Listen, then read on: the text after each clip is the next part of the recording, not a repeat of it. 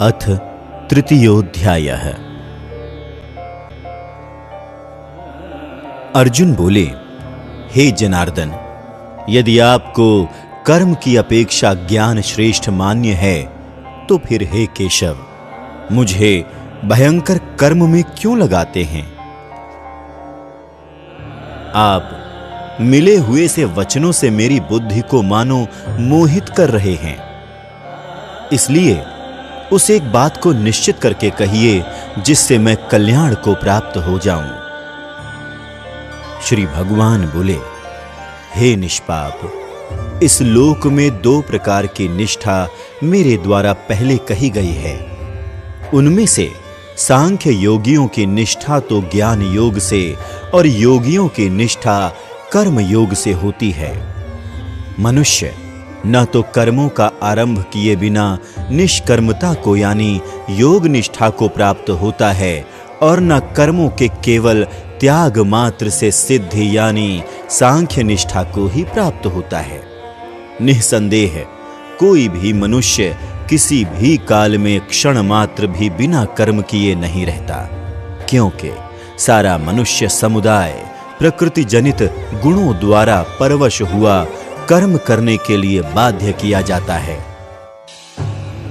जो मूढ़ बुद्धि मनुष्य समस्त इंद्रियों को हठ पूर्वक ऊपर से रोककर मन से उन इंद्रियों के विषयों का चिंतन करता रहता है, वह मिथ्याचारी अर्थात दंभी कहा जाता है। किंतु हे अर्जुन, जो पुरुष मन से इंद्रियों को वश में करके अनासक्त हुआ समस्त इंद्रियों द्वारा कर्म योग का आचरण करता है, वही श्रेष्ठ है।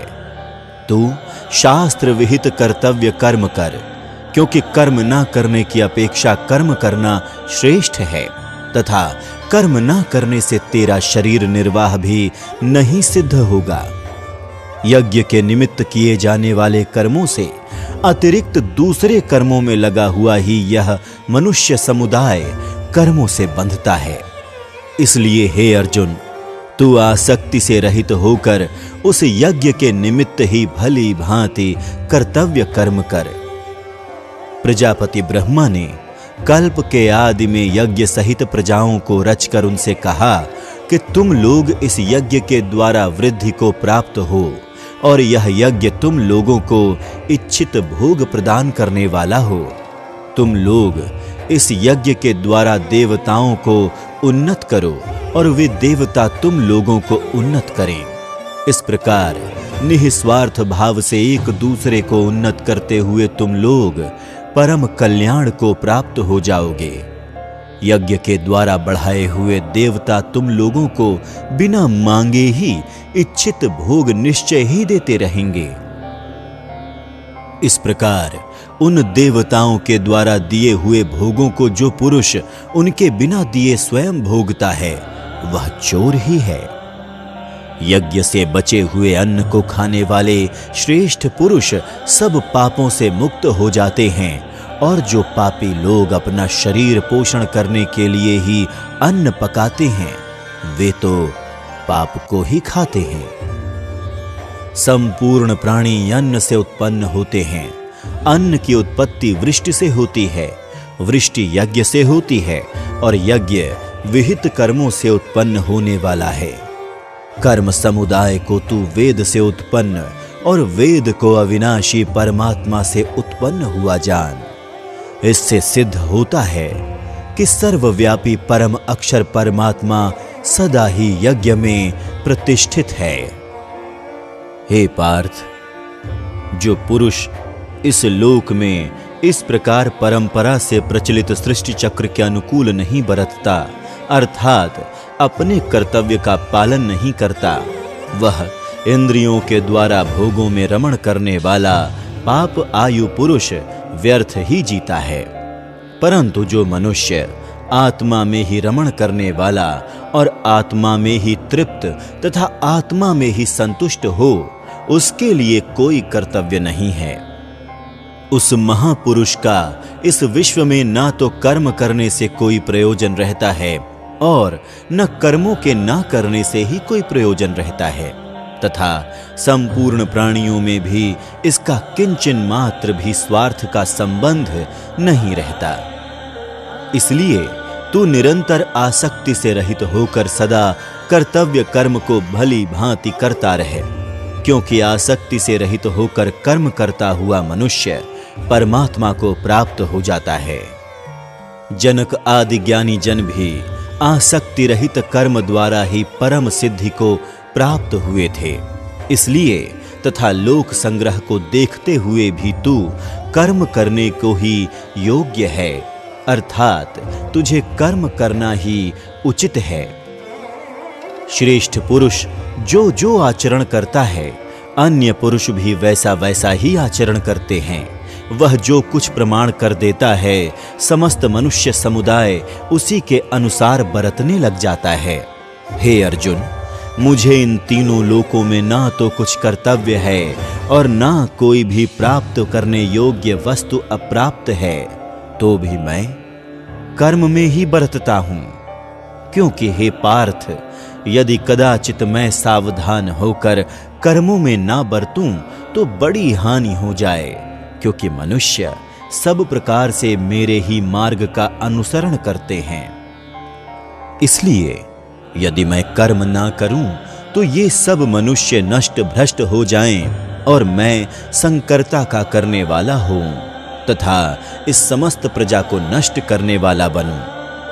हे भारत, कर्म में आसक्त हुए अज्ञानी जन जिस प्रकार कर्म करते हैं, आसक्ति रहित विद्वान भी लोक संग्रह करना चाहते हुए उसी प्रकार कर्म करें।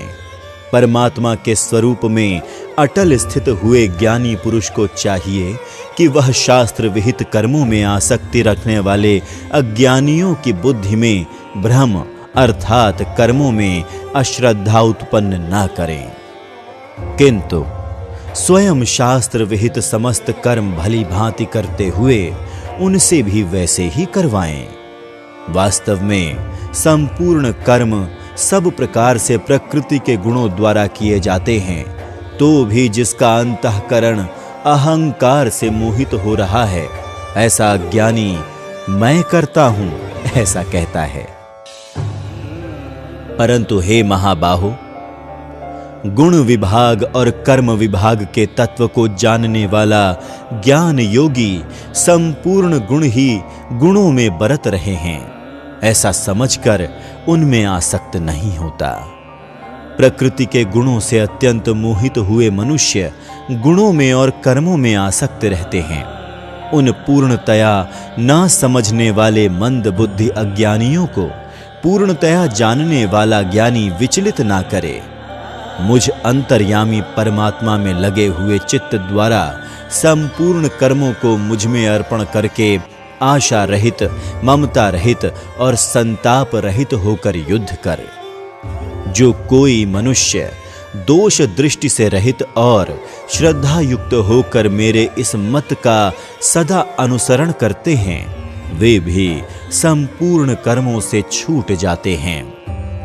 परंतु जो मनुष्य मुझ में दोषारोपण करते हुए मेरे इस मत के अनुसार नहीं चलते हैं, उन मूर्खों को तू संपूर्ण ज्ञानों में मोहित और नष्ट हुआ ही समझ।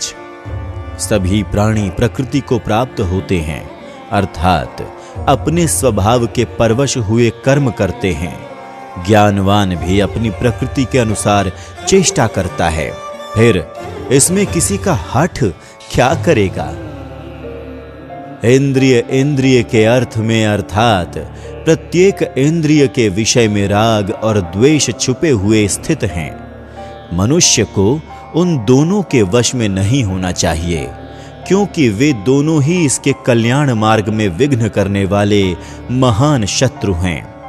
अच्छी प्रकार आचरण में लाए हुए एक दूसरे के धर्म से गुण रहित भी अपना धर्म अति उत्तम है। अपने धर्म में तो मरना भी कल्याणकारक है और दूसरे का धर्म भय को देने वाला है। अर्जुन बोले, हे कृष्ण, तो फिर यह मनुष्य स्वयं न चाहता हुआ भी बलात लगाए हुए की भांति किससे प्रेरित होकर पाप का आचरण करता है? श्री भगवान बोले, रजोगुण से उत्पन्न हुआ यह काम ही क्रोध है। यह बहुत खाने वाला अर्थात भोगों से कभी न अघाने वाला और बड़ा पापी है। इसको ही तू इस विषय में वैरी जान। जिस प्रकार धुएं से अग्नि और मैल से दर्पण ढका जाता है तथा जिस प्रकार जेर से गर्भ ढका रहता है, वैसे ही उस काम के द्वारा यह ज्ञान ढका रहता है। और हे अर्जुन, इस अग्नि के समान कभी न पूर्ण होने वाले काम रूप ज्ञानियों के नित्य वैरी के द्वारा मनुष्य का ज्ञान ढका हुआ है।